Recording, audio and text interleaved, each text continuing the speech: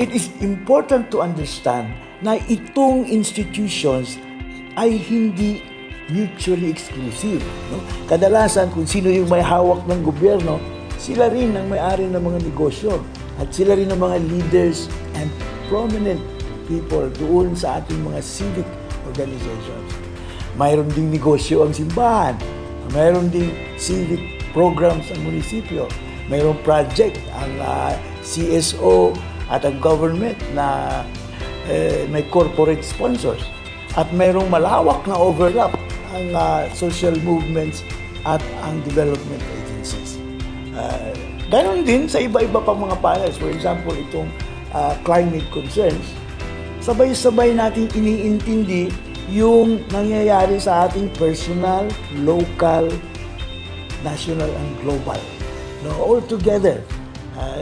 And to address it adequately, kailangan involve yung legislation, culture, technology, and language sa solusyon. Natural, no? As can be expected.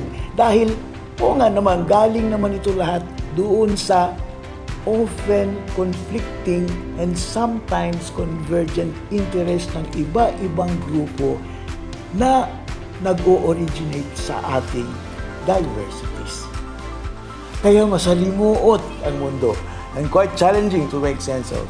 And hopefully, itong Societrix helps in making peace education and social studies integrated, intelligible, and understandable to most people by providing us a visual, tactile, and more importantly, actionable definition of peace building.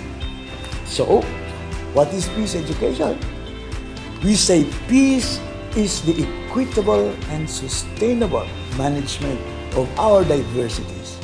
How? Through the mobilization of our pedagogies, where in institutions and communities. Para saan? Para sa tanan. Especially sa mga vulnerable at dehado ng lipunan.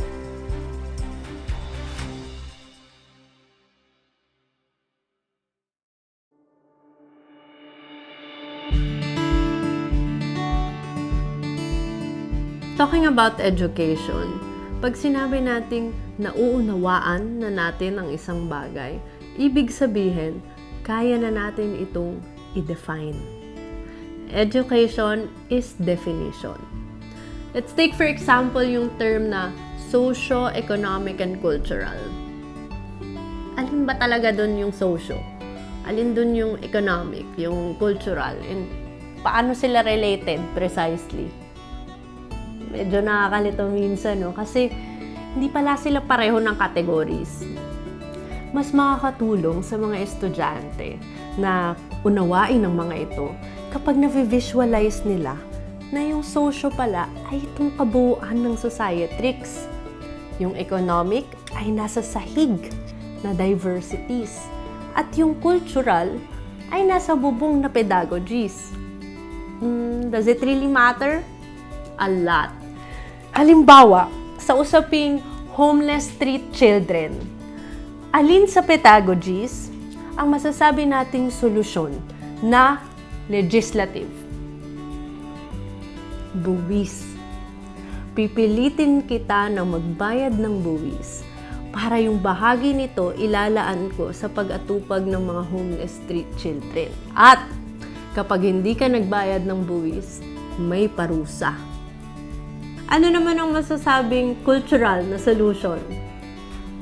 Charities. Magbigay ka man o hindi, walang parusa, hindi sapilitan. Marami namang ding nagbibigay.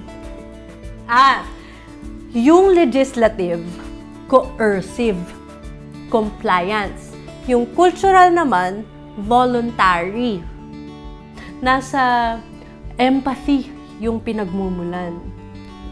Nade-distinguish natin, no? Nade-define natin. At least for our purposes. So, nagkakaintindihan tayo. Sige, ano naman yung technological solution?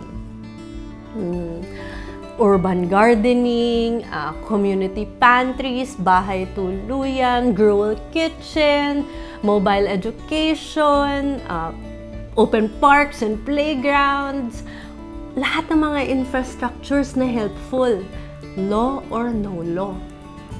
Ano naman ang papel ng language? Kung tawagin kaya natin silang imbis na unfortunate or less fortunate, let's call a spade a spade. Tawagin natin silang children whose human rights are being violated on a daily basis. Pag dinedefine natin yung reality more accurately, nag-iiba yung picture, no? Mas napapanagot natin yung dapat managot. Kaya throughout the workshop, tinaga nating usisain yung mga to mula sa ano ba talagang ibig sabihin ng social awareness, anong pinagkaiba ng community sa institutions, saan dyan yung environmental concerns, saan dyan yung gender issues, and so on and so forth.